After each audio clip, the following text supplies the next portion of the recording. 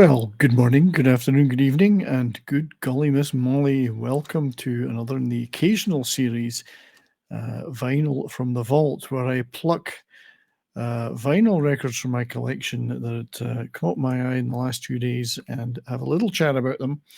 So, yesterday on Pop Culture Minefield morning channel, Morning Coffee with Brian, my show over there, I did a show around British acts who were huge in the UK but never made it big in the United States.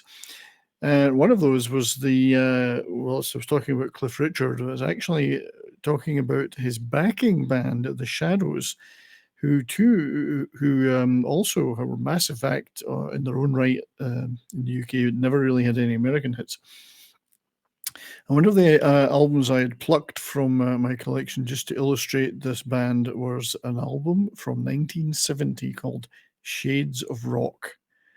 And as you can see, this has it was the cover that initially appealed to me when I first saw this album in a used record store with the leather-clad rocker on the BSA motorbike.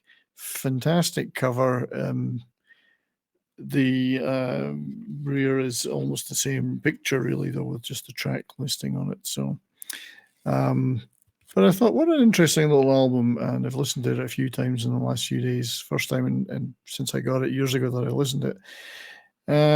So I'd just like to talk about that for a little bit. So we'll return to that in just a few seconds. But for those who are not aware of who the Shadows were, as I say, they originally started out as the band called the Drifters and then had to change their name because of the US band of the same name. And they originally started as Cliff Richard's backing group, Cliff being Sir Cliff Richard, being the venerable Queen Mother of British rock and roll, still around, performing in his 80s today. Massive chart career over the years. But the Shadows themselves, here we can see a fantastic picture of them with their in black and white with Cliff in amongst them there. Started their own separate career in the late 50s, late 1950s, and had an enormous number of hits throughout the 1960s, mainly instrumental. Not many vocal performances in their repertoire, mainly instrumental. And then split up in the late 60s, but then reformed and had a bit of a resurgence over the years in various periods like the early 1980s where they had more instrumental cover hits. But fantastic instrumental group, really groundbreaking from a British group perspective. Possibly known in the North America for their song Apache, which was their first #1 hit single in 1960 in the UK. Which has been sampled to death on various hip hop records and so on, and covered by American instrumental acts like the Ventures. But yeah, they had something like 12 UK #1 hit singles, 50 million records sold, and so on and so on. And many of these were covers, but also a huge number of co-compositions by Hank Marvin and Bruce Welsh, the two guitarists in the band, amongst others. So check these guys out if you ever get the chance. Fantastic instrumental group. But Shades of Rock was recorded after they had split up in the late 60s. There was a partial reunion with Hank Marvin and drummer Brian Bennett, and they got together with a keyboard player called Alan Hawkshaw and a bunch of session bass players, including John Rostill and a guy called Herbie Flowers, who was a huge session bass player in Britain, and you'll hear him on many, many records like Lou Reed's Walking the Wild Side and so on. He's playing the bass on stuff like that. No Bruce Welsh. He didn't rejoin until later, rejoin the band until later. So this album, released in 1970, there's no original material in this. It's a collection of covers, popular rock and roll songs from the past, against, I guess, hence the cover art.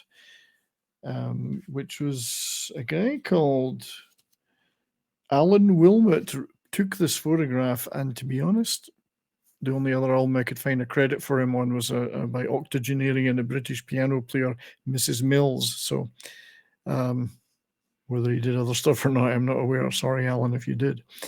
They're getting back together to do this. They did a bunch of rock and roll covers on here, but also some covers of, let's say, contemporary bands in the late 60s, such as Stones, the Beatles.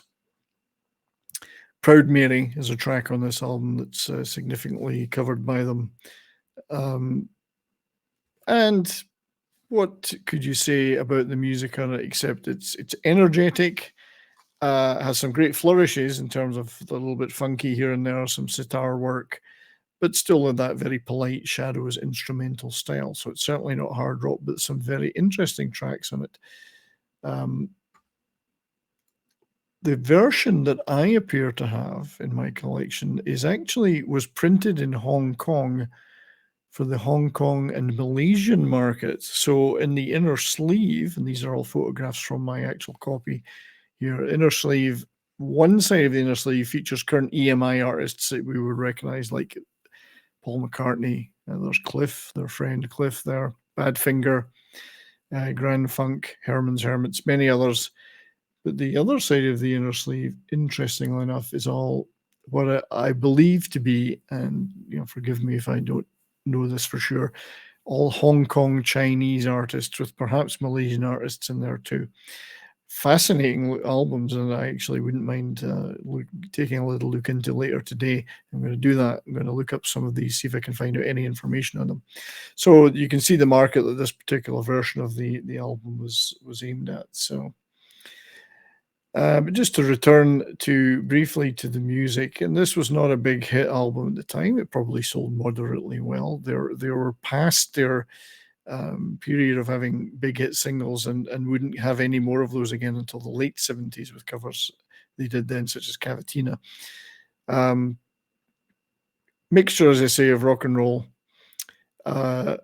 classics, but current stuff. Like the version of Proud Mary is it's got a really good driving rhythm section on it and a really good fuzz guitar, lead guitar from Hank Marvin.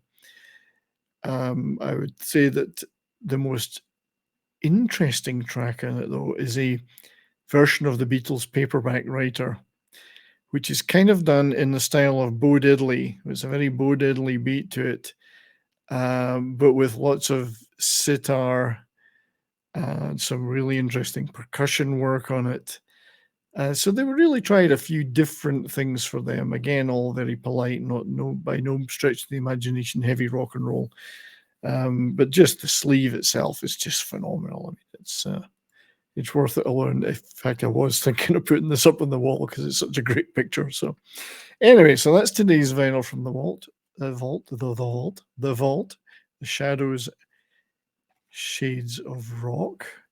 I hope you enjoyed this little video. I'll be doing more vinyl from the vault and little oddities such as that, time permitting, over the next forever. So thank you very much for listening. Hope to see you again soon. Keep on rocking and stay well. Take care, everybody.